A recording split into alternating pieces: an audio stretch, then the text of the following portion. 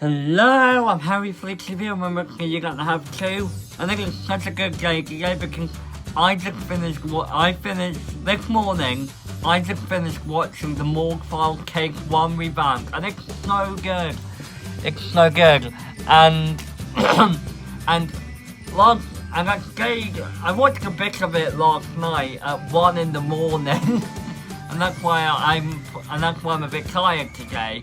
But it was worth it because the Morgue Files is such a good series, and I probably won't dive too much into this review because what is there to be said that I haven't said already, and no, I'm not going to delete my original Case 1 review, but what I will say is I think the story, even though it stayed the same, it still managed to be really good. It still managed to captivate me, it managed to move me, it managed to leave me in awe by the end, and that after the credits scene was good too. Spoiler for anyone, I'm gonna tell you now, I'm gonna say this, spoiler for anyone who hasn't seen the Morgue Files Case 1 revamped, because I'm gonna say some really cool shit about this particular case. And I'm warning you now, if you don't want the whole thing to be spoiled, the link will be in the description. You can pause this video and check out the Case 1 revamp first if you want, but if you can rather watch this video before Case 1, then I warned you, I guess. So, what I like about this version of Case 1 is how the scenes are extended. Like there's the scene at there's more visual stuff as well, where when Toby has his nightmares and visions, he goes all red and his eyes become all white and the figure appears in the background. I think that was really cool of David and Nick Cortez, and I thought it was really cool of them to add that in there, and honestly, I really like the scene with the hanging man that Toby sees on his screen, you know, the figure with the smile with the pained expression on his face. That scene was extended to where the man had a bit more to say, and it shows, and it makes the scene even creepier because it lets you know what the Morgue Files universe is all about. And I will say I will miss the original track of the Morgue Files, but the new track is good as well. The new set of music is great as well. It kind of makes it a little more creepy and tragic at the same time. I also like the scene where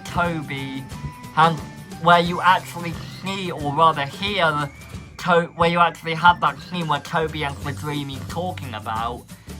That scene's actually extended to where Toby actually has the dream where he finds Danny's corpse in the mine, and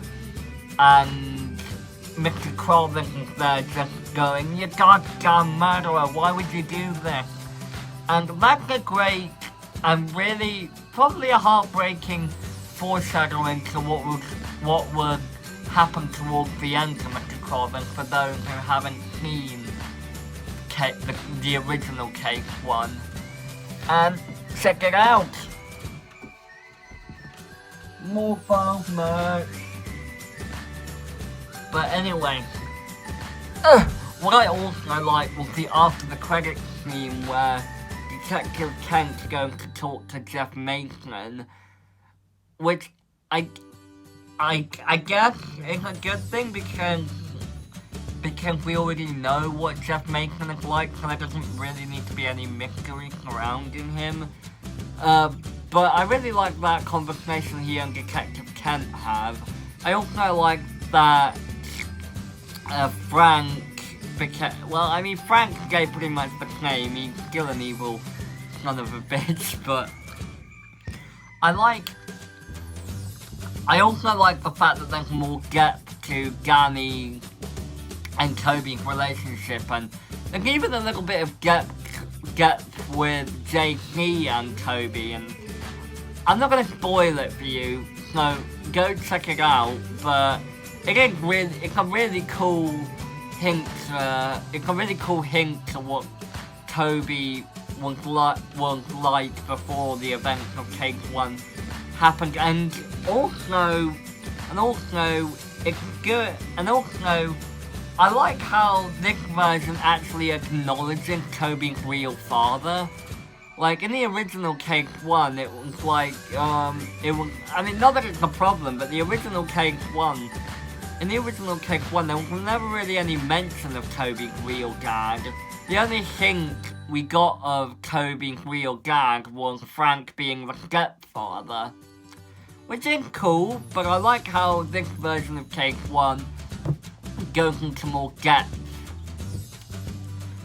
And I guess the only thing I would say is it was kind of I thought it was a little, I mean, it's a really nitpicky problem, but I thought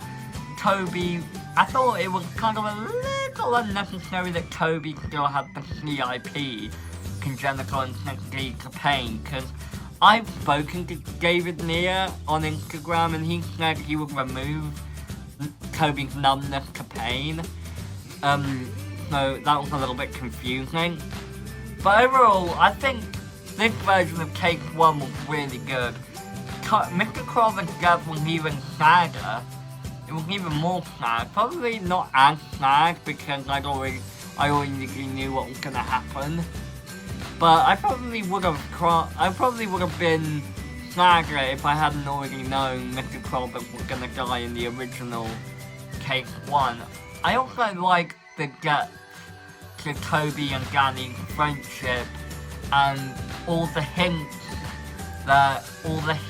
to this Morgue Files universe and Gani's accident. And Toby even hints to the Morgue Files Case 3 when he says that Gani was found in the mine on Hill's Grove. So that's kind of a little Easter egg. So if you've seen that, remember it well, because that's an Easter egg. I think that could be an Easter egg. That's going to be an Easter egg for the Morgue Files Case number 3. And if you're wondering how I know that, then go watch David Neal's update video explaining why he's revamping Case 1. But overall, I think this was an absolute masterpiece.